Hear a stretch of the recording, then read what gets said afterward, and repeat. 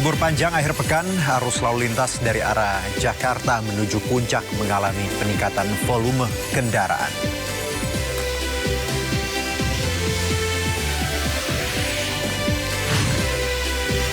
Fakultas Kedokteran Universitas Diponegoro akhirnya akui ada perundungan di lingkungan program pendidikan dokter spesialis.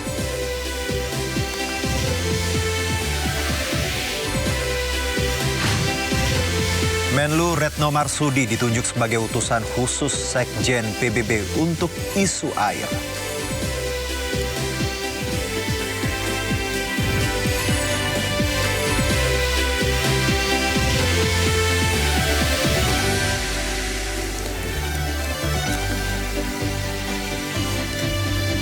Halo pemirsa, kasus dugaan perundungan di SMA Binus School Simpruk Kebayoran Lama, Jakarta Selatan masih terus bergulir.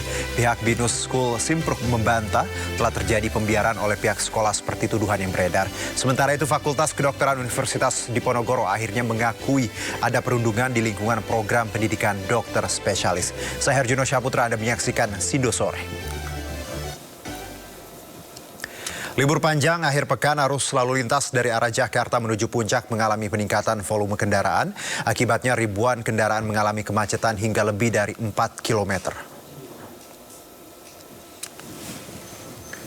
Kemacetan terjadi di pintu keluar tol Ciawi dari arah Jakarta menuju Puncak guna mengurai kemacetan. Satlantas Polres Bogor melakukan rekayasa lalu lintas berupa ganjil genap dan satu arah dari arah Jakarta menuju Puncak. Rekayasa satu arah diberlakukan pada pukul 6 hingga pukul 9 pagi dari arah Jakarta menuju Puncak dan sebaliknya pada pukul 13 siang dilakukan satu arah dari Puncak menuju Jakarta. Untuk pengaturan jam operasional, rekayasa lalu lintas dilakukan secara situasional. Rekayasa ini diterapkan sejak Jumat sore. Sementara itu pemirsa, kondisi jalan protokol di Kota Bandung terpantau padat merayap, terlebih rute menuju Lembang. Terpantau di Jalan Setiabudi, Kota Bandung, puluhan ribu kendaraan mengantri menuju Lembang. Titik kepadatan terjadi di berbagai titik pariwisata seperti sentra kuliner dan wahana permainan. Kemacetan di daerah Kota Bandung sudah mulai beralih ke daerah Lembang.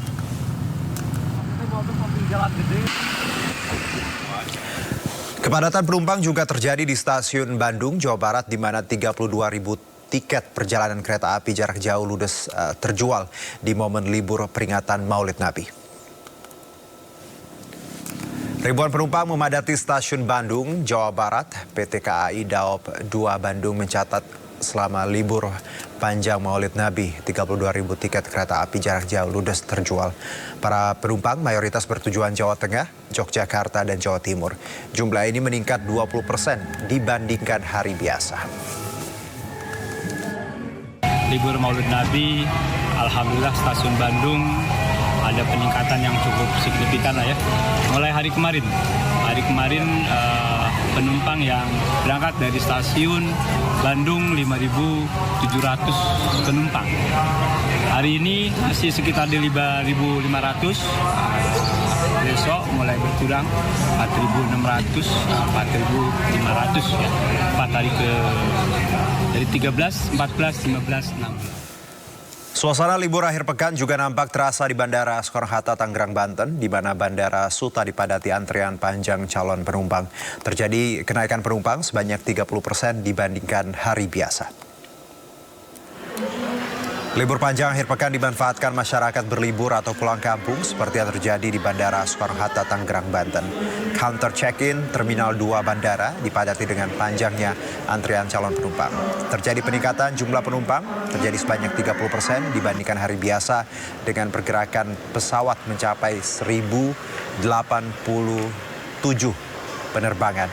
Diperkirakan jumlah penumpang akan terus meningkat dan dihimbau penumpang datang 3 jam lebih awal agar tidak tertinggal pesawat.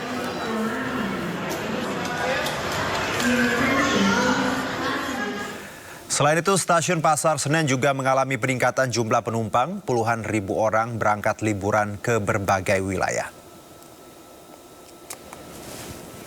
15.000 penumpang diberangkatkan pada musim libur panjang akhir pekan peringatan Maulid Nabi.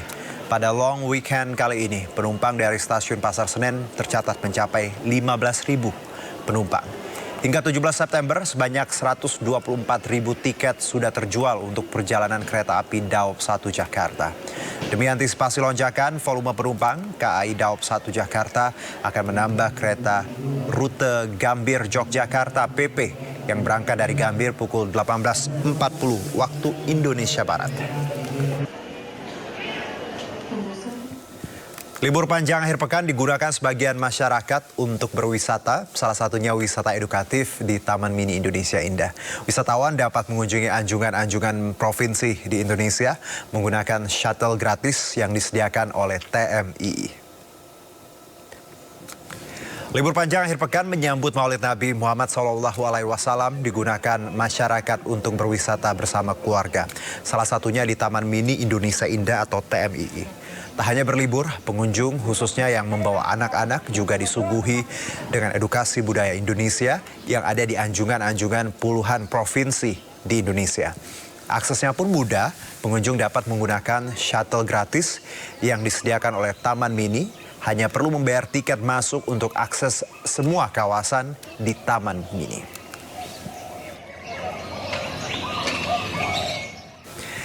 Ya, libur panjang akhir pekan dimanfaatkan oleh warga Jakarta dan sekitarnya untuk menghabiskan waktu bersama keluarga. Ancol dan Ragunan masih menjadi lokasi favorit, lantaran lokasi yang mudah diakses serta harga tiket yang ramah di kantong.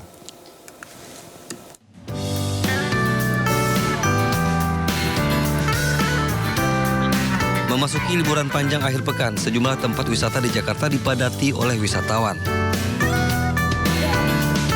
Salah satu wisata yang masih menjadi favorit adalah Pantai Ancol yang berada di kawasan wisata Taman Impian Jaya Ancol, Jakarta Utara. Ombak yang cenderung landai serta cuaca cerah dimanfaatkan pengunjung untuk bermain istana pasir, bermain air atau sekedar bersantai di pasir putih. Untuk bisa menikmati wisata di Ancol, pengunjung hanya cukup membayar Rp30.000 per orang plus tarif parkir kendaraan. Selain Ancol, lokasi lain yang banyak dikunjungi wisatawan adalah Taman Marga Satwa Ragunan. Selain harga tiket masuk yang murah, yakni hanya Rp4.000 saja, wisatawan mengaku Ragunan juga cocok menjadi sarana edukasi satwa bagi anak-anak. Membludaknya wisatawan membuat petugas mengimbau agar pengunjung selalu mengawasi putra dan putrinya. Dari Jakarta, tim liputan Ainis melaporkan. Ya, libur panjang akhir pekan tiba, sejumlah destinasi wisata diserbu warga. Di antaranya di Pantai Carita, Pandeglang, Banten yang kini ramai pengunjung.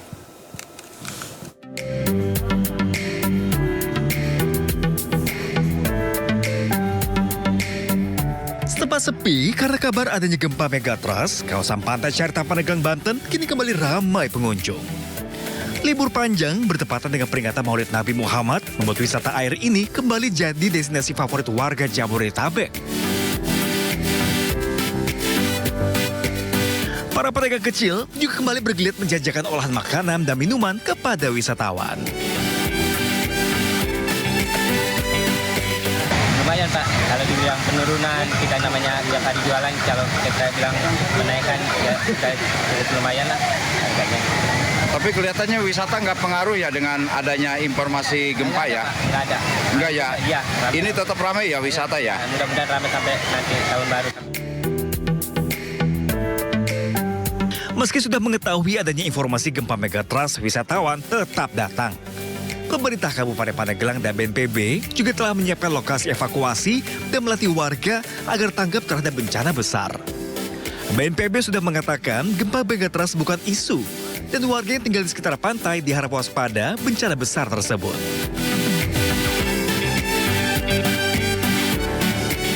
Itu kayaknya kan cuma buat anu-anu aja kan. Kalau saya nggak rasa kurang percaya begitu juga. Ini buktinya aja begini. Tapi Bapak pernah dengar ya terkait dengan isu tersebut ya Pak ya? Kemungkinan ada rasa khawatir atau gimana Pak? Tidak.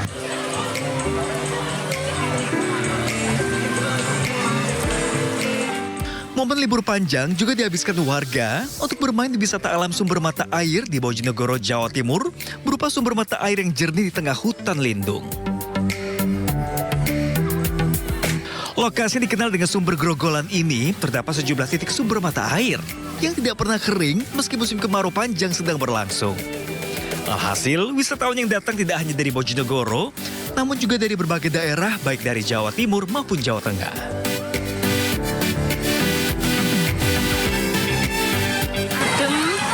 Terus nyaman, banyak anak kecil juga yang senang aja sih.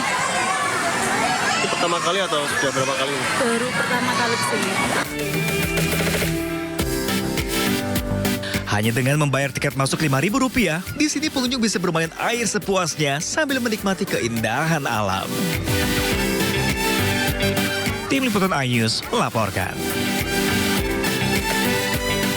Pemirsa, Gunung Api Ile Lewotobi laki-laki di Flores, Nusa Tenggara Timur kembali mengalami 3 kali erupsi. Kali ini tinggi kolom abu mencapai 1.000 meter dari mulut kawah. Berdasarkan data pos pengamatan gunung api, erupsi terekam di seismogram dengan amplitudo maksimum 11 mm dan durasi 9 menit 58 detik. Warga di 8 desa yang berada di kaki gunung belum mau mengungsi dan tetap memilih bertahan. Saat ini Gunung Lewotobi masih berada di level 3 atau siaga dan pihak VVMBG menghimbau masyarakat tidak melakukan aktivitas apapun dalam radius 3 km dari pusat erupsi Gunung Lewotobi laki-laki dan Gunung Lewotobi perempuan.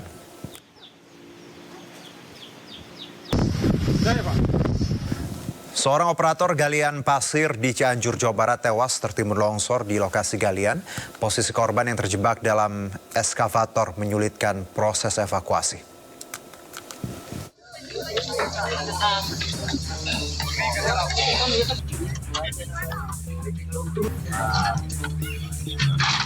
Petugas SAR gabungan mengevakuasi Maman Suryaman alias Ujang yang merupakan operator galian pasir yang tertimbun akibat longsoran di lokasi galian di Kampung Sirnagali, Desa Sukamulya, Kecamatan Sukaluyu, Cianjur, Jawa Barat.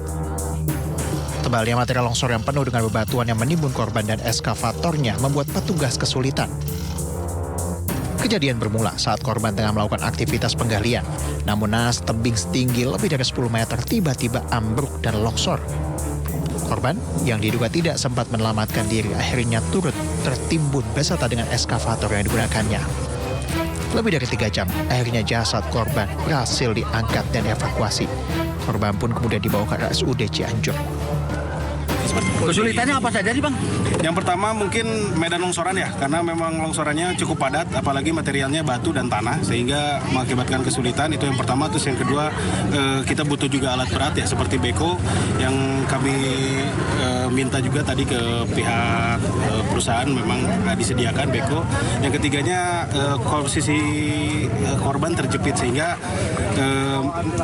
mempersulit kita dalam proses evakuasi. Petugas belum bisa memastikan apa penyebab pasti dari terjadinya longsor ini. Namun pihaknya juga mengimbau agar para pekerja selalu waspada dan hati-hati. Dari Cianjur, Jawa Barat, Muhammad Andi Isyan melaporkan. Bakal calon gubernur Jakarta dari Koalisi Indonesia Maju Ridwan Kamil bersilaturahmi dengan komunitas Betawi Jawara Tanah Abang. Kami segera kembali.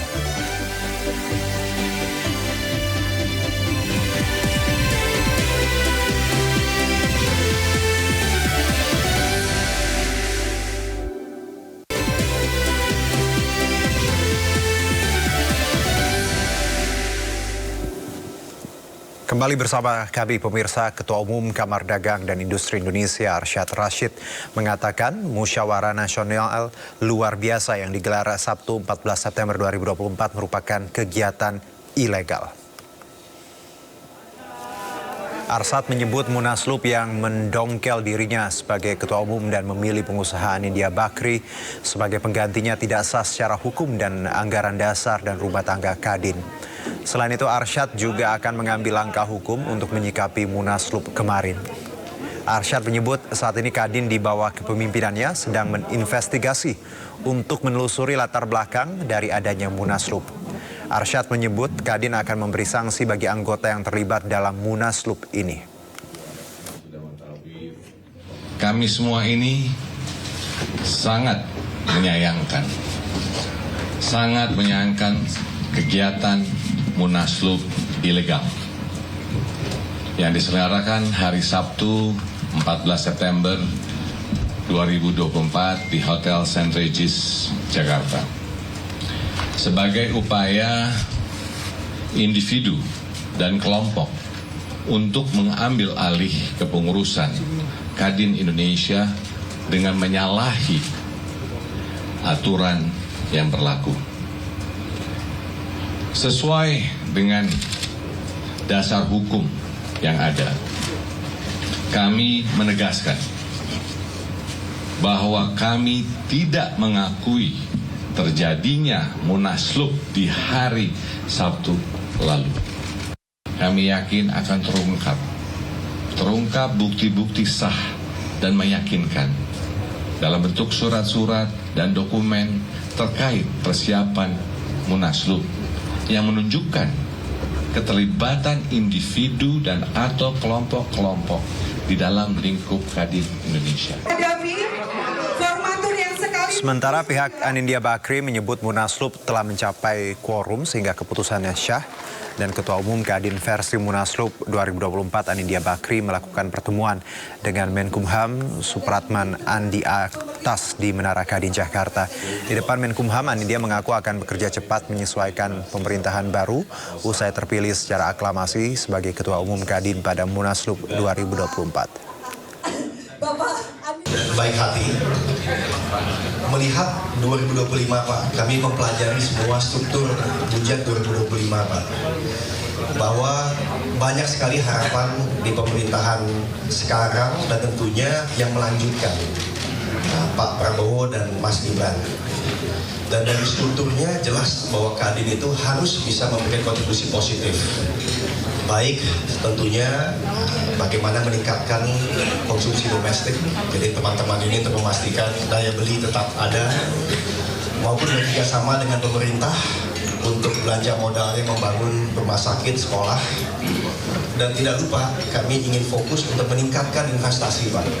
Bukan saja investasi belaka, tapi investasi yang bisa berbasis ekspor. Dan terakhir kami juga tidak mau tertinggal dengan transformasi industri hijau, berlanjutan maupun digital. Jadi banyak sekali Pak memang yang kami ingin kontribusikan. Dan ya mulai dengan semangat Pak. Kami tahu 25 September Bujat akan diketok, 1 Oktober Parlemen teman-teman akan masuk ke gedung, dan 20 Oktober insya Allah Presiden terpilih akan dilantik sebagai Presiden bersama Wakil Presiden. Jadi di akhir kata Pak Menteri, kami siap Pak Menteri untuk bekerja. Masih ada waktu 1 bulan lebih sedikit, kami akan mulai untuk menjalin komunikasi yang lebih baik. Selain tadi untuk internal kita mengkonsolidasi, dan mudah-mudahan Pak untuk 20 Oktober kalau istilahnya bahasa tantangannya bisa hit the ground running Pak. Jadi langsung turun, langsung lahir.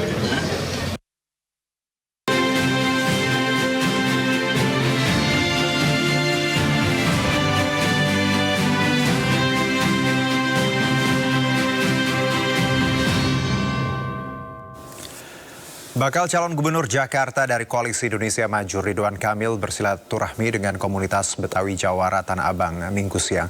Kehadiran Ridwan Kamil disambut hangat perwakilan komunitas Betawi Jawara Tanah Abang. Setelah melaksanakan sholat zuhur, Ridwan Kamil melanjutkan kunjungannya dengan berkeliling di Pasar Inpres Kebon Melati. Ridwan Kamil mendapat sambutan antusias dari warga dan pedagang setempat. Warga dengan antusias meminta foto dan menyatakan dukungannya. Usai berfoto, Ridwan Kamil melanjutkan kunjungannya ke Pasar Kambing Kebon Melati. Pasar bersejarah yang sudah ada sejak tahun 1735. Di pasar ini Ridwan Kamil berinteraksi langsung dengan pedagang dan masyarakat untuk mendengarkan keluhan serta aspirasi mereka mengenai masa depan pasar yang syarat akan sejarah tersebut. Saya datang jauh ke sini hadir untuk silaturahmi. Nah, dari hasil silaturahmi, saya mendapatkan banyak sekali aspirasi curhatan warga yang insya Allah semuanya akan dimasukkan ke visi misi. Salah satu yang pertama adalah jas merah, jangan sekali-kali melupakan sejarah. Itu pesan dari ayah saya, Babe Idin, bahwa Jakarta boleh jadi kota global, tapi sejarah jangan dilupakan. Apalagi Tanah Abang dianggap pusat ya dari tahun 16 tahun 17-an sekian sudah ada kegiatan keekonomian di sini, yaitu hewan ternak, karena masyarakat Betawi saat itu banyak pedagang kambing. Mohon dilestarikan. Kondisi hari ini secara kasat mata kan tidak tertata. Saya cek ternyata lahan Pemprovnya banyak, sehingga nanti pasti jadi prioritas dengan konsep kita yang membangun di atas pasar itu ya. Nah, pasarnya kan beda-beda. Nanti ada pasar pakaian, di sini ada pasar ternak, mungkin kulinernya kambing guling dan sebagainya, sehingga kawasannya jadi ramai ekonomi rakyat, ekonomi bersejarah ternak kambingnya dipertahankan, kebutuhan hunian dipenuhi supaya lokasi orang yang kerja di Sudirman Tamrin bisa tinggalnya di Tanah Abang kan. Kalau sekarang kan nggak ada, yang ada cuma langit aja. Padahal bisa berapa ribu orang tinggal di sini kan. Nah itu menariknya ya kalau bertemu dengan warga. Kegiatan anak muda juga, kita tahu anak muda itu harus dibikin sibuk. Kalau anak muda tidak sibuk, pasti dia nanti mencari kesibukan yang kadang-kadang tidak sesuai dengan norma kan. Salah satunya di tempat kita doorstop ini dulunya lapang futsal. Dijanjikan katanya mau ada futsal, ternyata enggak. Ya sudah, nanti jadikan komitmen untuk anak mudanya juga difasilitasi. Nah, lain-lain intinya minta keadilan bahwa dalam proses membangun Jakarta, warga tolong dilibatkan. Jadi ada curhatan tadi, banyak terlalu top down ya, yang perlu diseimbangkan dengan bottom up dari akar rumput lah. Saya kira itu, jadi nanti oleh-olehnya lebih banyak problem statement yang akan saya bawa untuk nanti dirumuskan ketika takdirnya ada. Bakal pasangan calon gubernur dan wakil gubernur Jakarta 2024 Pramono Anung, Rano Karno menghadiri rapat perdana tim sukses yang digelar di Rumah Cemara Menteng, Jakarta Pusat siang. Pramono menekankan kepada para tim sesnya agar dalam menghadapi Pilkada Jakarta mengedepankan politik riang gembira. Pramono juga meminta agar tidak menggunakan politik identitas dalam kampanye nanti. Tidak ada hal yang berkaitan dengan etnisitas. Dalam rapat ini Pramono juga meminta agar tim ses menjaga soliditas, persatuan dan berkomunikasi yang baik dengan masyarakat. Ia meminta seluruh tim ses mendatangi seluruh pemilih warga Jakarta dari rumah ke rumah.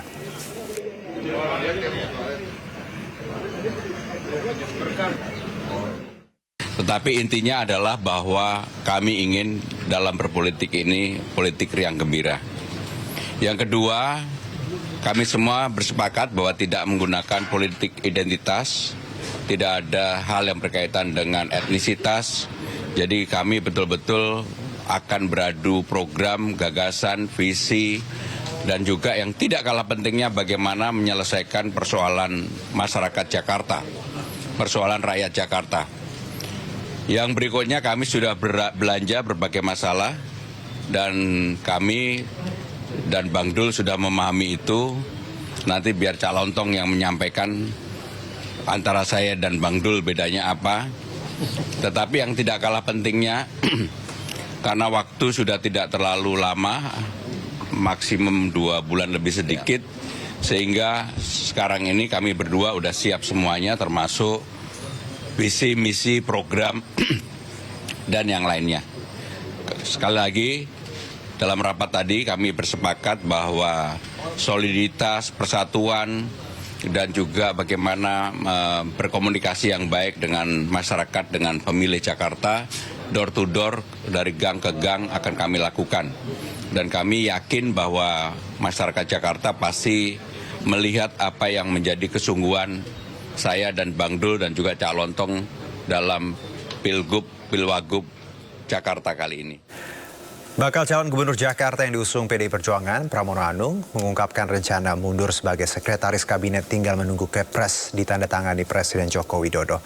Pramono menegaskan dirinya akan efektif mundur setelah resmi ditetapkan KPU sebagai calon gubernur.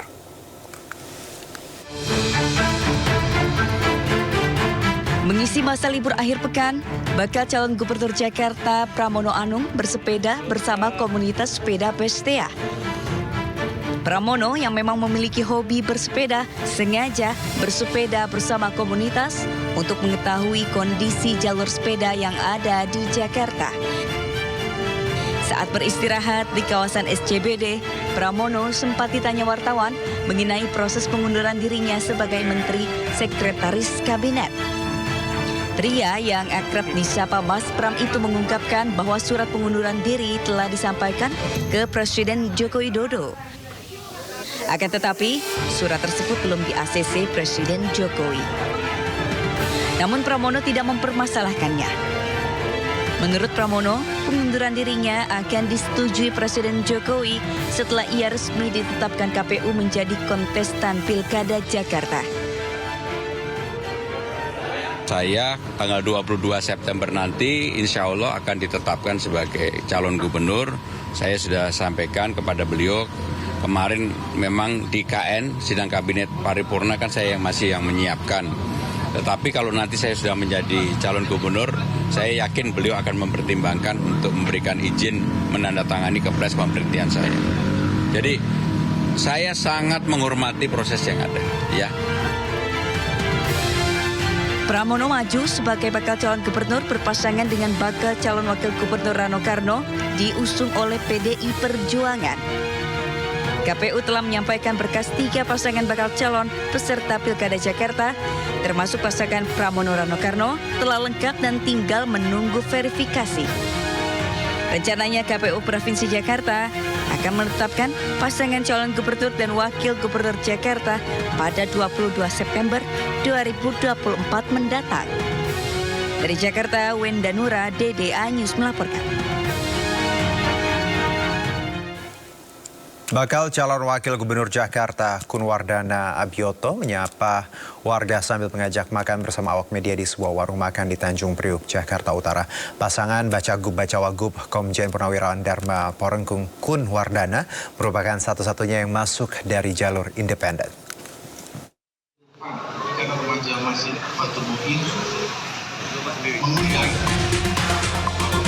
Usai bertemu warga hingga sholat Jumat bersama, bakal calon wakil gubernur jalur independen Kunwardana Abioto menyinggahi warung makan di Jalan Swasembada Tanjung Priok, Jakarta Utara. Dia pun turut mengajak awak media untuk turut makan bersama. Pun mengatakan dirinya lebih memilih makanan di sebuah warteg dibandingkan kafe. Hal itu menurutnya makan sehari-hari harus berisi dengan protein dan dirinya menghindari konsumsi gula. Lebih memprioritaskan makanan yang tadi udah fresh, dimasak kemudian dimakan, daripada yang sudah proses di pabrik, ya itu kan ada kimianya.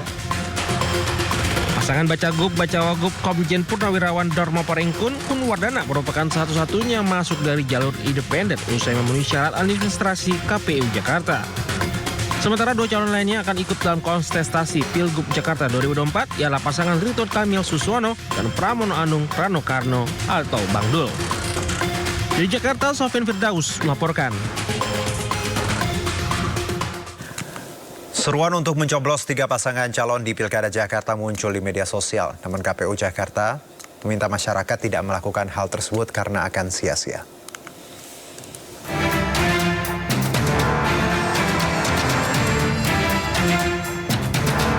Media sosial diramaikan dengan seruan untuk mencoblos 3 pasangan calon di Pilkada Jakarta. Gerakan tersebut disebut disuarakan anak Abah yang merupakan para pendukung Anies Baswedan.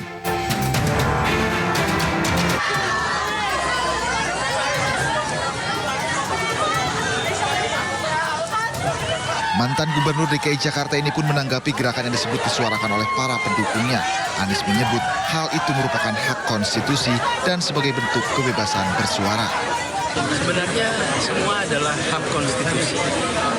Jadi kita hormati, kita hargai setiap pilihan, dan ini semua adalah ungkapan rasa, pikiran atas kondisi yang sekarang terjadi. Jadi kita hormati itu, kita hargai sebagai bagian dari kebebasan berekspresi.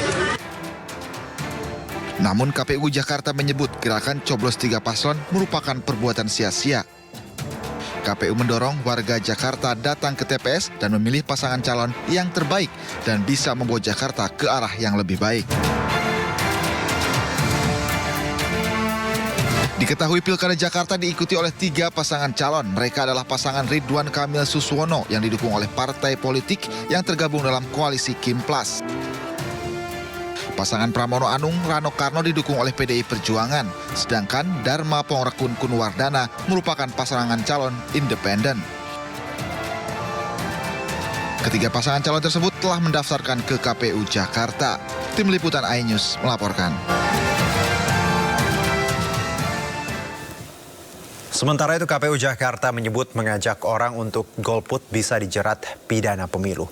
Anggota KPU Jakarta Dodi Wijaya mengatakan sebaiknya warga datang ke TPS dan memilih salah satu pasangan calon gubernur Jakarta. Indonesia kan nggak mengenal istilah nota ya, atau not at approve, atau tidak memilih semuanya. Karena tidak ada pilihan untuk tidak memilih, maka pilihannya adalah memilih yang ada atau yang bersangkutan tidak hadir ke TPS. Di dalam Undang-Undang Pilkada, sepanjang tidak ada ajakan yang disertai dengan tawaran uang atau materi lainnya, maka itu ya sah-sah saja sebagai aspirasi personal, ya kan. Tapi kalau itu ada ajakannya berupa uang atau materi lainnya untuk tidak memilih atau menjadikan suara menjadi tidak sah, maka itu masuk dalam kategori nanti pidana pemilu. Tapi kita nggak usah masuk ke sana lah. Karena apa? Karena kita yakin ini kan belum masa kampanye ya.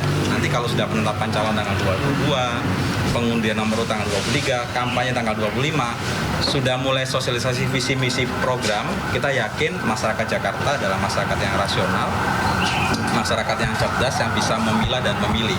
Jadi ibaratnya ini adalah pesta rakyat, namanya pesta kan senang-senang ya, happy-happy. Kita diberikan menu, ada 3 menu, ya kita pilih yang mana yang sesuai dengan. Pemirsa, gugatan sengketa Pilkada Kendal dengan pemohon paslon Diko Ganinduto dan Ali Nurudin ditolak Bawaslu Kendal. Pembacaan putusan Bawaslu menolak permohonan dari pemohon dalam musyawarah terbuka di kantor sentra Gakumdu Kendal. Dalam putusan yang dibacakan Ketua Majelis yang juga Ketua Bawaslu Hevi Indah Oktaria, Bawaslu menolak permohonan berdasarkan fakta-fakta persidangan dan sesuai dengan perundang-undangan yang berlaku. Namun apabila pemohon keberatan dengan putusan, masih ada upaya hukum untuk mengajukan gugatan di PT UN 3 hari sejak putusan dibacakan. Dengan putusan ini, Diko Ali dinyatakan tidak sah sebagai bakal Cawagup Kendal 2024. Kuasa hukum Diko Ali kecewa dengan putusan ini namun tetap menghormati proses yang sudah dilakukan. Dan untuk langkah selanjutnya akan berkoordinasi dengan Diko Ali apakah mengajukan banding ke PT UN atau tidak. Bawaslu menolak permohonan pemohon berdasarkan fakta-fakta persidangan yang sudah tersaji dalam persidangan dan sesuai dengan peraturan perundang-undangan yang berlaku. Tentunya teman-teman juga sudah melihat dan mengikuti proses dari awal sampai akhir. Kita juga menyiarkan secara langsung live streaming proses seluruh persidangan dari awal sampai akhir.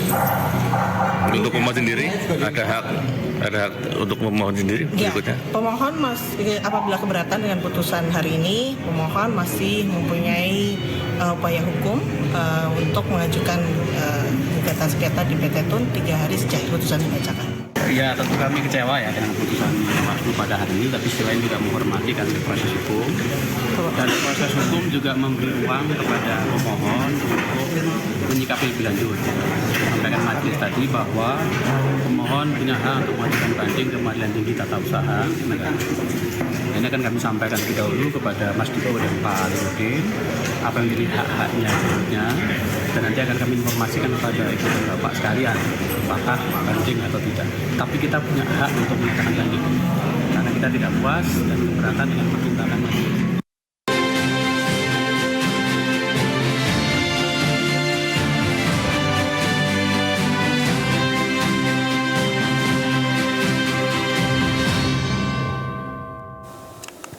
Presiden terpilih Prabowo Subianto menggelar pertemuan dengan pemimpin Vietnam, To Lam. Kunjungan ini untuk meningkatkan hubungan bilateral Indonesia dan Vietnam.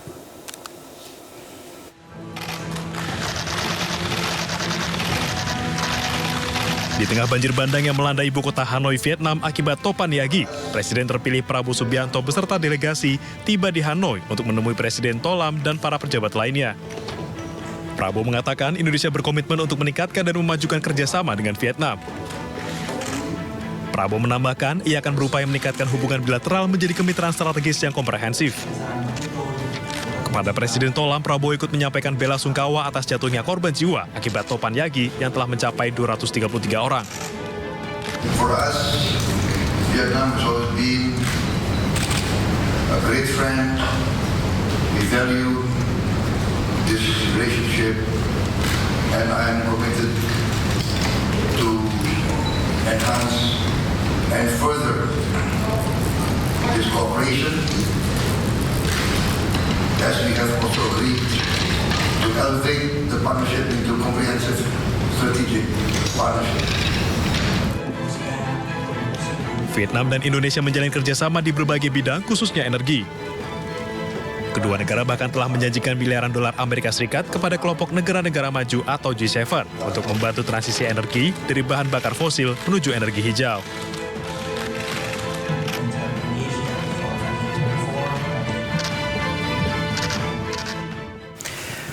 Setelah 2 periode menjabat sebagai Menteri Luar Negeri, Retno Marsudi siap mengemban tugas baru. Sekretaris Jenderal Perserikatan Bangsa-Bangsa Antonio Guterres telah mengumumkan penunjukan Retno sebagai utusan khusus untuk isu air. Sekali lagi, saya mohon pamit Ibu Bapak. Di hadapan pimpinan, wakil pimpinan, dan anggota Komisi 1 DPR RI, Menteri Luar Negeri Retno Marsudi belum lama ini menyampaikan salam perpisahan jelang berakhirnya kepemimpinan Presiden Jokowi beserta para menteri. Komisi 1 yang antara lain membidangi hubungan luar negeri, komunikasi, serta pertahanan dan keamanan merupakan mitra utama Kementerian Luar Negeri.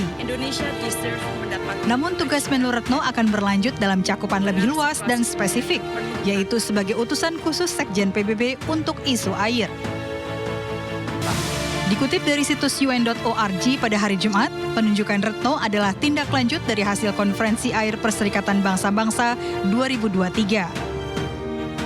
Utusan khusus akan memanfaatkan hasil-hasil konferensi dalam persiapan menuju Konferensi Air PBB 2026. Komitmen negara dunia sangat kritikal, mengingat pentingnya isu air bagi seluruh aspek kehidupan manusia dan bahkan bagi perdamaian dunia. Kerjasama internasional diperlukan. Pendekatan no one left behind penting dikedepankan. Air bukan saja masalah teknis, namun juga masalah politik.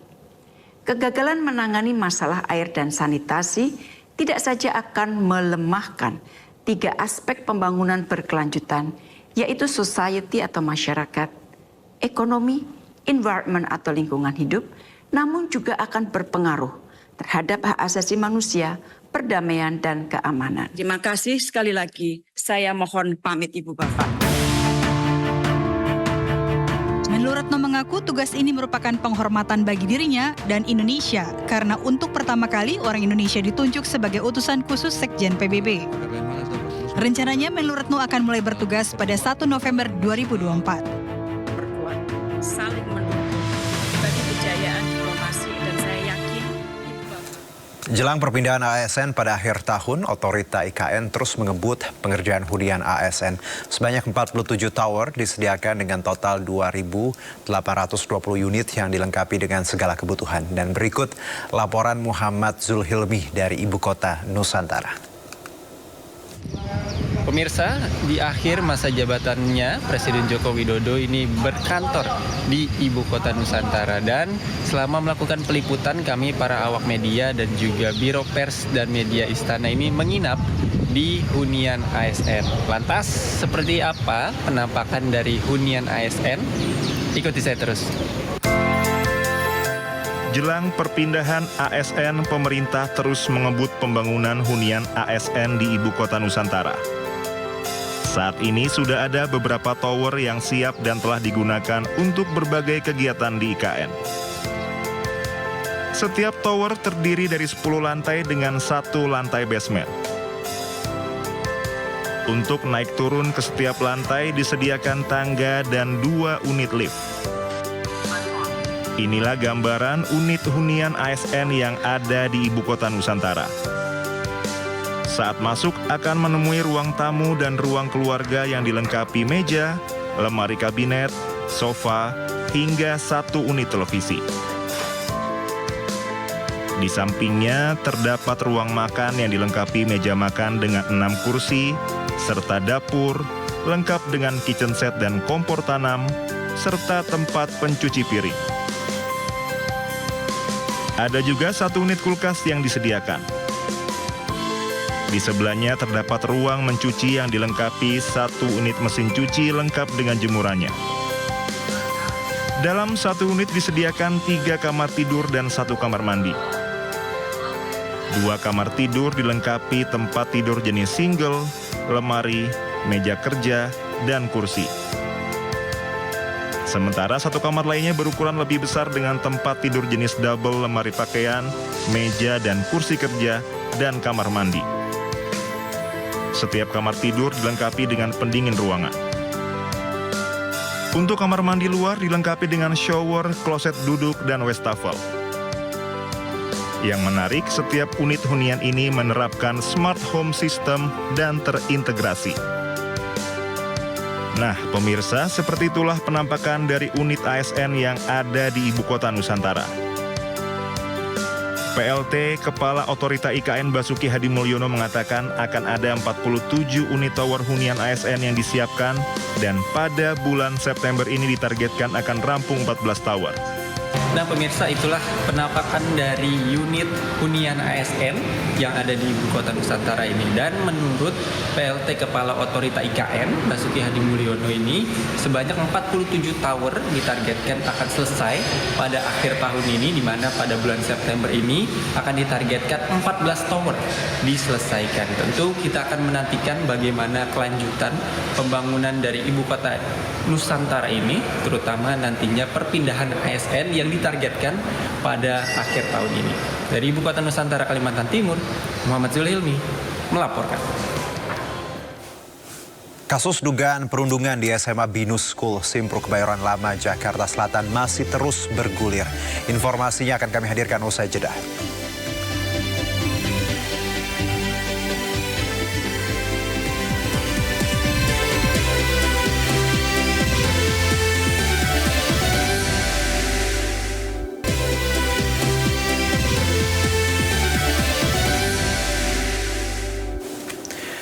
Kasus dugaan perundungan di SMA Binus School Simpruk Kebayoran Lama, Jakarta Selatan masih terus bergulir.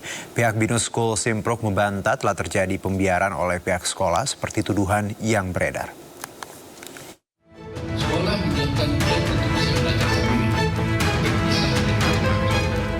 Kasus dugaan perundungan atau bullying di SMA Binus School Simpruk Kebayoran Lama, Jakarta Selatan masih terus bergulir.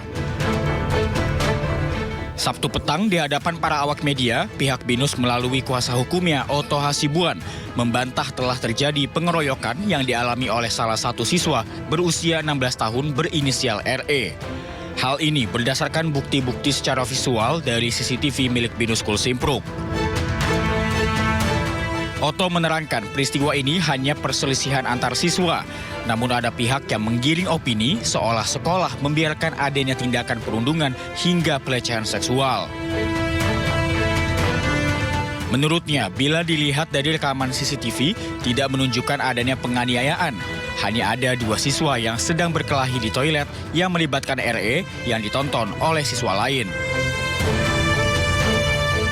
Ternyata di sana itu yang terjadi adalah adanya, misalnya siswa ini sepakat untuk bertinju. Apa istilahnya itu, kelahi. Nanti kita lihat ya. Jadi mereka mengajak berkelahi, mereka meramal, tidak ada pengeroyokan. Jadi 1 lawan 1 berkelahi, setelah itu selesai. Manajemen Binus bertanggung jawab dan sudah melakukan apa-apapun yang diperlukan. Sebelumnya, RS selaku murid di salah satu sekolah swasta elit di Jakarta Selatan itu sempat viral karena kasus bullying oleh teman-teman sekolahnya. Atas perlakuan yang dialaminya, korban didampingi kuasa hukumnya, Sunan Kalijaga, melaporkan hal tersebut ke Polres Metro Jakarta Selatan. Dari Jakarta Selatan, Den Helmi Sarjangbati, iNews melaporkan. Fakultas Kedokteran Universitas Diponegoro akhirnya mengakui ada perundungan di lingkungan program pendidikan dokter spesialis. Perundungan terjadi dalam berbagai bentuk termasuk pemerasan yang dilakukan senior terhadap junior hingga puluhan juta rupiah per bulan. Sementara itu keluarga Dr. Aulia Risma Lestari sudah menyerahkan ponsel dan laporan rekening koran korban untuk membuktikan setoran hingga ratusan juta rupiah ke sejumlah rekening yang diduga terkait perundungan yang dialami Dr. Aulia.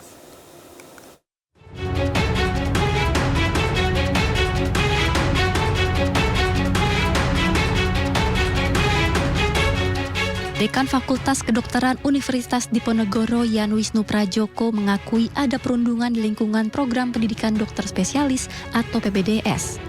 Perundungan terjadi dalam berbagai bentuk, termasuk pemerasan yang dilakukan senior terhadap junior senilai puluhan juta rupiah. Yan Wisnu yang awalnya menepis adanya perundungan memohon maaf. Ia juga meminta agar sanksi penangguhan praktiknya di RSUP Karyadi segera dicabut. Bahwa kami menyadari sebenarnya, kami menyampaikan, dan kami mengakui bahwa di dalam sistem pendidikan dokter spesialis di internal kami terjadi praktek-praktek atau kasus-kasus perundungan dalam berbagai bentuk, dalam berbagai derajat, dalam berbagai hal. Dengan demikian kami memohon maaf kepada masyarakat, terutama kepada Kementerian Kesehatan, kepada Kementerian Dikbudristek, dan kepada Komisi 9 DPR RI, Komisi 10 DPR RI. Kami memohon maaf bila masih ada kekurangan kami di dalam kami menjalankan proses pendidikan khususnya kedokteran spesialis ini. Pengakuan dari Dekan Fakultas Kedokteran Undip tersebut membuat pihak keluarga merasa senang. Karena selama ini Undip menepis dugaan perundungan berupa setoran hingga 40 juta rupiah dari junior ke senior. Keluarga Dr. Aulia juga sudah menyerahkan bukti setoran hingga ratusan juta rupiah ke polisi. Selama ini pihak keluarga merasa bahwa Undip itu menyembunyikan orang-orang yang tidak baik, pelaku-pelaku bully, pelaku-pelaku kriminal, ya kan?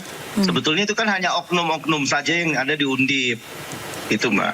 Kalau kita sih, kita pakai kacamata, kita nggak ada masalah dengan itu. Yang kita masakan, kita ada proses hukum, biar hukum ini berjalan. Apapun nanti yang terlibat, itulah yang harus dihukum, gitu kan. Ini agar menjadi contoh untuk teman-teman yang lain agar tidak melakukan hal-hal yang seperti ini. Jadi ada rekening koran yang sudah kita kasih ke pihak Polda. Sekarang Polda sedang melihat dengan pihak keluarga, menyocokkan pengeluaran dan pemasukan baik transfer dari ibunya, baik penggunaan uang tersebut oleh almarhumah. Itu sedang disidik di Polda. Dalam menindaklanjuti kasus kematian Dr. Aulia, Polda Jawa Tengah telah memeriksa lebih dari 29 saksi. Bukti-bukti yang diserahkan keluarga termasuk laporan rekening koran korban yang masih didalami.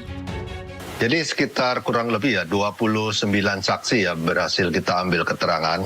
Itu baik dari pihak keluarga almarhum maupun dari teman-teman seangkatannya. Jadi kita masih melakukan pendalaman terhadap keterangan tersebut. Jadi setiap saksi yang sudah kita ambil keterangan, itu harus kita analisis. Dan setelah kita analisis, kita persesuaikan dengan keterangan dari rekan-rekan yang lain. Sehingga itu menjadi suatu petunjuk buat kita. Dan kita sangat berterima kasih selama ini koordinasi dengan pihak Kemenkes, pihak Undip maupun pihak keluarga dan pengacara sangat baik. Sehingga penyidik saat ini masih terus melakukan pemeriksaan dan penyelidikannya. Alhamdulillah berjalan tetap lancar dan kita tetap konsisten. Sebelumnya investigasi Kementerian Kesehatan menunjukkan adanya bukti perundungan di balik meninggalnya Dr. Aulia Risma Lestari saat residensi Prodi Anestesi Fakultas Kedokteran Universitas Diponegoro. Hasil investigasi ini sudah diserahkan ke polisi dan Menkes memastikan pelaku bullying ini mendapatkan sanksi tegas. Atas investigasi internal Kemenkes, Komite Solidaritas Profesi melaporkan Menteri Kesehatan Budi Gunadi Sadikin atas dugaan penyebaran berita bohong, terutama pernyataan adanya pemerasan hingga puluhan juta rupiah terhadap para mahasiswa PPDS Fakultas Kedokteran Undip. Yang kita laporkan itu ada 4 hal yang menyangkut kebohongan yang dilakukan oleh pejabat kepolisian. Yang pertama, menyebutkan bahwa itu bunuh diri. Hari kedua itu sudah mengirim surat bahwa itu bunuh diri. Bunuh diri itu kapasitasnya ada pada penyidik. Bunuh diri itu kematian tidak wajar. Membuktikan, membedakan dengan dibunuh itu hanyalah kapasitas kewenangan. Menurut pasal 18 Undang-Undang Nomor 2, Undang-Undang Kepolisian, itu kewenangan dari kepolisian, bukan dari orang lain yang tidak mengerti masalah. Itu sudah pembohongan publik. Yang kedua, mengaitkan antara kematian itu dengan bullying. Padahal yang bersangkutan almarhumah ini semester 5. Semester 5 itu sudah sangat senior. 1 tahun, 1,5 tahun udah lulus. Tidak mungkin dia dibully. Dia yang membuli. Itu yang kedua. Jadi bohong. Yang ketiga, mengatakan 20-40 juta itu setiap bulan dipalak. Padahal 20-40 juta itu adalah biaya yang dikumpulkan dari 11 orang residen angkatan 1 ini atau yang 11 orang di mana almarhumah menjadi bendahara ini mengumpulkan dana dan itu dicatat dalam buku catatan dia, diputar balik seolah-olah 40 juta itu adalah bagian buris almarhumah yang dipakai untuk membelajarkan di luar kepentingan mereka. Namun, laporan Komite Solidaritas Profesi ke Barreskrim tersebut ditolak. Penyidik meminta Komite Solidaritas Profesi melakukan mediasi. Sementara itu, Menteri Kesehatan Budi Gunadi Sadikin menanggapi laporan tersebut dengan tenang. Ia menyatakan bersedia jika perlu ada mediasi antara dua belah pihak. Pak, terkait susu ikan, Pak. Solidaritas Profesi melaporkan ke Barreskrim, itu responnya gimana, Pak? Iya, Pak. Mesti tanya ke Barreskrim. Setahu saya sama Barreskrim nggak diterima. Di fasilitas untuk mediasi itu udah ada informasi belum, Pak? Saya belum dikontak. Kalau diundang untuk audiensi mau, Pak? Ya, artinya kalau mereka mau datang, silakan. Ya. Oke. Namun, salah seorang mahasiswa PPDS FK Undip menyebutkan tidak mengalami perundungan yang disampaikan Dr. Aulia. Hal itu dijawab tegas kuasa hukum keluarga Dr. Aulia bahwa tidak semua mahasiswa yang mendapatkan perundungan. Di angkatan beliau itu tidak semua mendapat bully ya, tidak semua dibully. Ada orang-orang tertentu yang memang anak-anak yang orang tuanya punya pengaruh tidak dilakukan hal itu. Perlu diketahui ada 3 orang yang sudah menghubungi saya. Dia minta jaminan bahwa dia akan membuka. Dia minta jaminan dulu bahwa dia tidak diganggu oleh kolegialnya, karirnya dia aman. Nah, sekarang kan bisa dirasakan beban emosional mereka harus melaporkan di mana tempat mereka belajar. Ini kan harus dipindah dulu, kita harus lagi bicara sama Kemendikbud. Ini PR kita bersama, saya bicara sama DPR.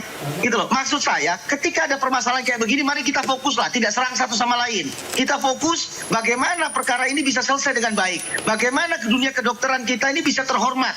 Dokter-dokter yang lahir dari PPDS ini bisa memiliki empati. Selain dugaan perundungan, polisi juga mendalami penyebab kematian Dr. Aulia, termasuk otopsi psikologis. Seperti diketahui, mahasiswi PPDS Anestesi Undip ditemukan meninggal di kamar indekosnya setelah menyuntikkan obat bius secara berlebihan pada tubuhnya. Ada dugaan kuat faktor meninggalnya Dr. Aulia akibat kasus perundungan yang dialaminya di lingkungan rumah sakit. Tim Liputan iNews melaporkan. Libur panjang akhir pekan dimanfaatkan oleh warga Jakarta dan sekitarnya untuk menghabiskan waktu bersama keluarga. Tetap bersama kami di sini sore.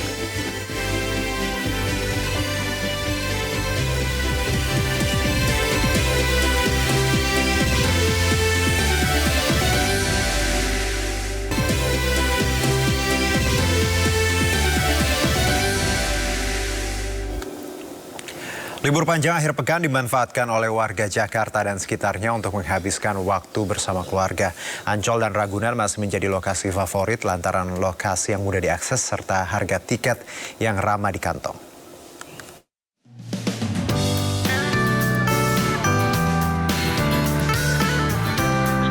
Memasuki liburan panjang akhir pekan, sejumlah tempat wisata di Jakarta dipadati oleh wisatawan. Salah satu wisata yang masih menjadi favorit adalah Pantai Ancol yang berada di kawasan wisata Taman Impian Jaya Ancol, Jakarta Utara. Ombak yang cenderung landai serta cuaca cerah dimanfaatkan pengunjung untuk bermain istana pasir, bermain air atau sekedar bersantai di pasir putih. Untuk bisa menikmati wisata di Ancol, pengunjung hanya cukup membayar Rp30.000 per orang plus tarif parkir kendaraan. Selain Ancol, lokasi lain yang banyak dikunjungi wisatawan adalah Taman Marga Satwa Ragunan. Selain harga tiket masuk yang murah, yakni hanya Rp4.000 saja, wisatawan mengaku Ragunan juga cocok menjadi sarana edukasi satwa bagi anak-anak. Membludaknya wisatawan membuat petugas mengimbau agar pengunjung selalu mengawasi putra dan putrinya. Dari Jakarta, tim liputan Ainis melaporkan. Baik, pemirsa, saatnya kita pantau suasana libur panjang akhir pekan di Pantai Ancol. Kita sudah terhubung dengan rekan Elsie Casey di sana. Elsie, bagaimana suasana sore ini di Pantai Ancol? Silakan.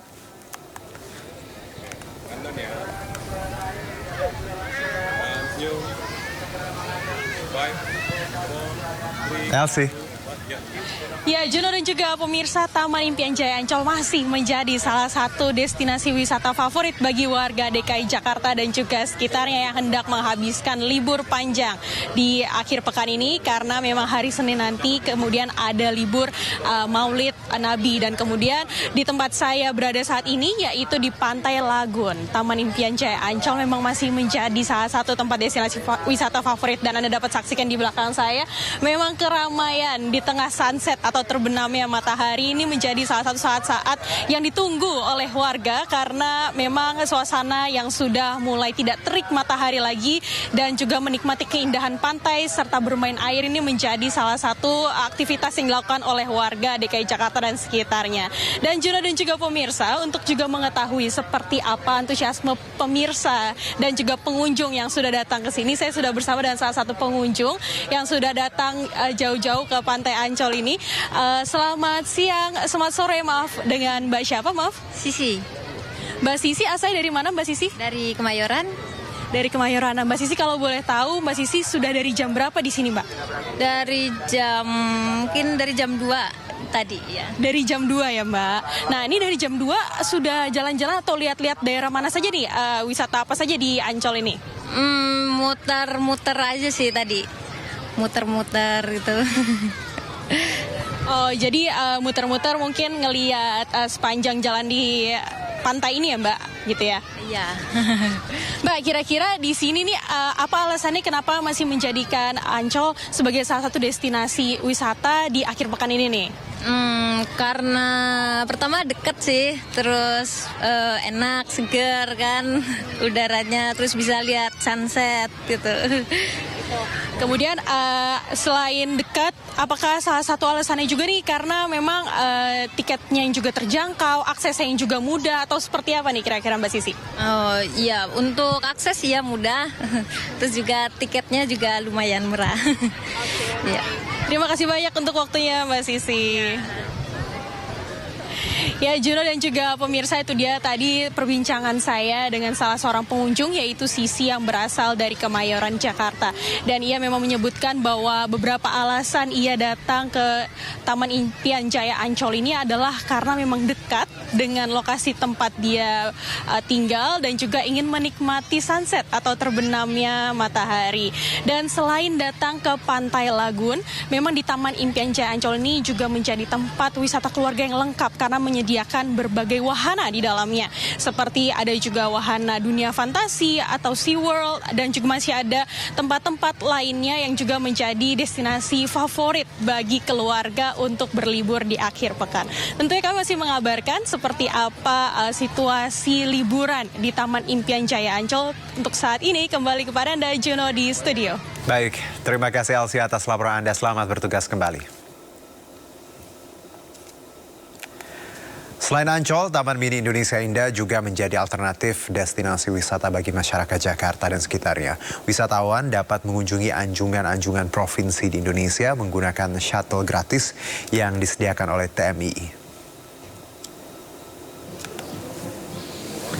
Libur panjang akhir pekan menyambut Maulid Nabi Muhammad SAW digunakan masyarakat untuk berwisata bersama keluarga.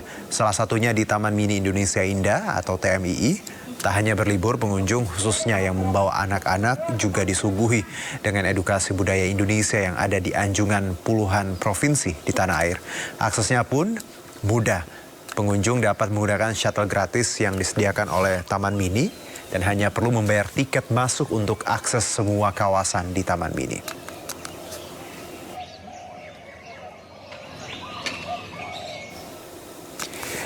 Ya, sementara itu pemirsa, wahana permainan air selalu menjadi tempat favorit menghabiskan waktu akhir pekan bersama keluarga. Di Cileungsi, Kabupaten Bogor terdapat tempat rekreasi beragam permainan air bernuansa alam hingga wahana outbound yang seru dan menantang khususnya bagi buah hati Anda.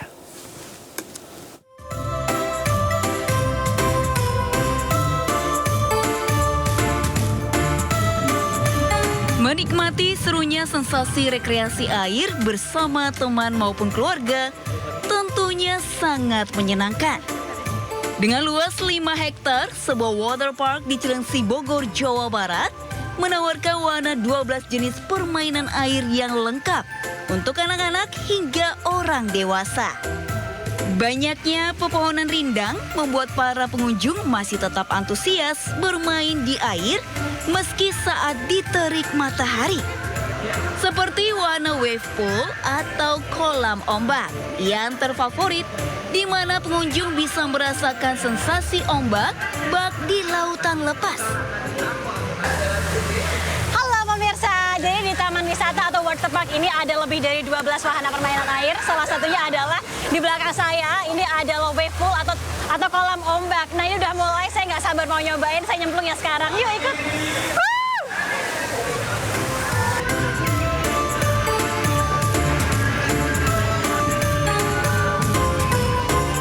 Selain itu, boomerang slide, seluncuran dengan panjang mencapai 118 meter dan ketinggian menara 16 meter, menjadi wahana menantang dan pacu adrenalin siapapun yang ingin mencobanya. Sensasi kolam arus Legi River hingga adu kecepatan berseluncur racer slide dari ketinggian 8 meter dan panjang sliders mencapai 50 meter turut menjadi sasaran para pengunjung. Seru banget ya. Gimana Mas Dani, ada tahu apa? Seru-seru. Seru-seru. Ya tuh. Kita bisa lihat ya teriakannya itu juga rekan saya lagi itu kebalik. Ya kayak gitu, ramai banget sini. Waterpark yang sudah beberapa kali meraih penghargaan sebagai tempat wisata ramah keluarga tingkat Provinsi Jawa Barat ini juga menyediakan private cabin khusus bagi para pengunjung yang menginginkan ruang privasi. Bahkan di kawasan ini pengunjung pun juga bisa bersantai sejenak, menikmati suasana sembari menyantap berbagai kuliner dan melihat pemandangan cantik di tepi danau. Konsepnya kami lebih ke suasana alam. Ya, konsep kami perpaduan antara suasana alam dengan modern. Alamnya itu penuh dengan tanaman, taman yang indah, kemudian ada danau yang asli, ya. Kemudian untuk modernnya kita wahana-wahananya ya, fasilitasnya kita yang sangat digemari oleh anak-anak. Tidak sampai di situ, bagi anak-anak yang gemar melakukan aktivitas fisik, bisa mencoba wahana outbound seperti jembatan gantung dan berbagai permainan di ketinggian hingga menjajal flying fox. Pak, ini kan lagi main outbound. Di sini seru nggak main di sini? Seru. Apa aja tadi di sini main-main? Main terowongan, ayunan, dan macam-macam.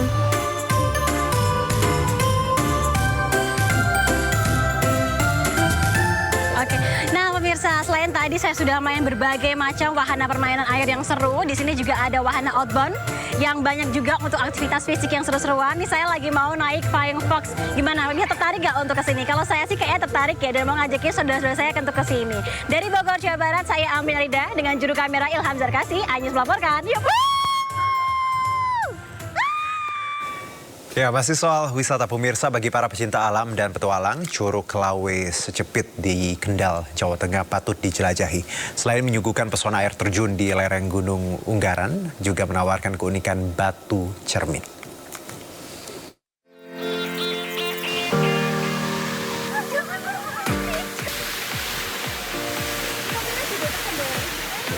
Curug Lawe Secepit di lereng Gunung Unggaran menawarkan keindahan alam yang eksotis.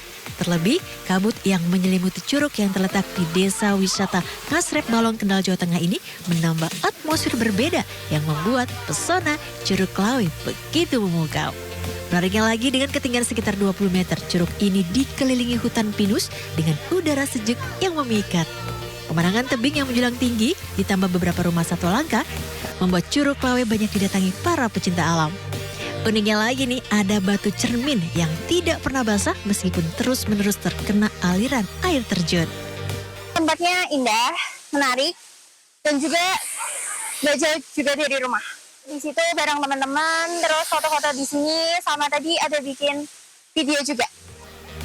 Tanya itu legenda adanya harta karun berupa emas dan intan di bawah batu besar dipercaya banyak wisatawan untuk membasuh muka agar membuat wajah tampak berseri seperti kilauan emas permata.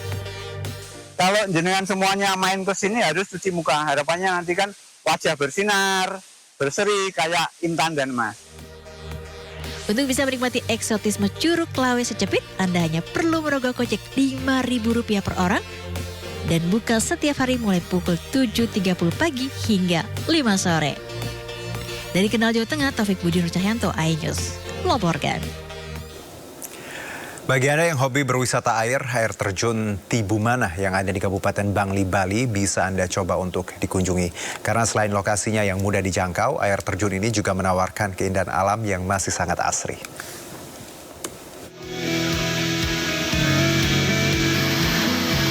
Inilah pesona keindahan alam air terjun Tibumana yang berada di Banjarbangun Lemahkawa, Desa Apuan, Kecamatan Susut, Kabupaten Bangli, Bali.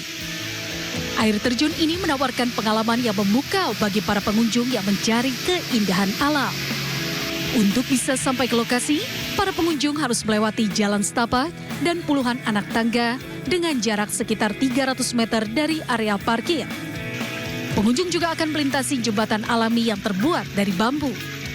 Tiba di lokasi air terjun dengan ketinggian 20 meter ini membuat mata pengunjung kembali dimanjakan oleh bentangan tebing-tebing yang diselimuti lumut hijau, air yang jernih, serta palungan sungai berwarna biru, menjadikan para pengunjung akan jadi lebih betah berlama-lama menikmati pesona alam yang menenangkan ini.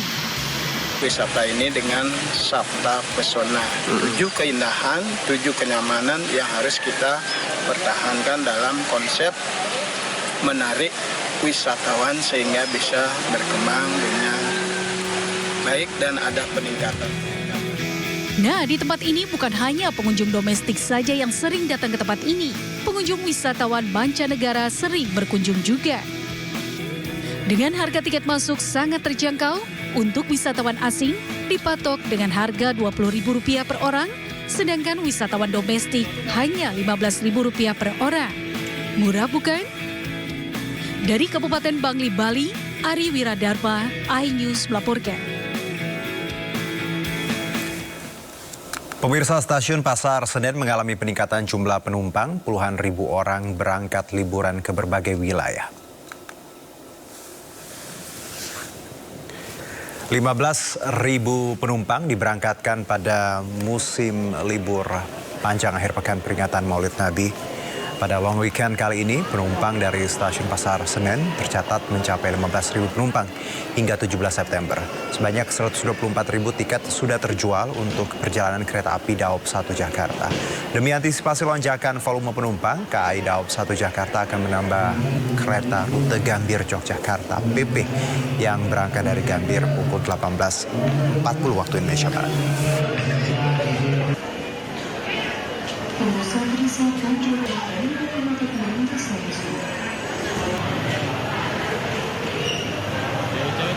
Ayo,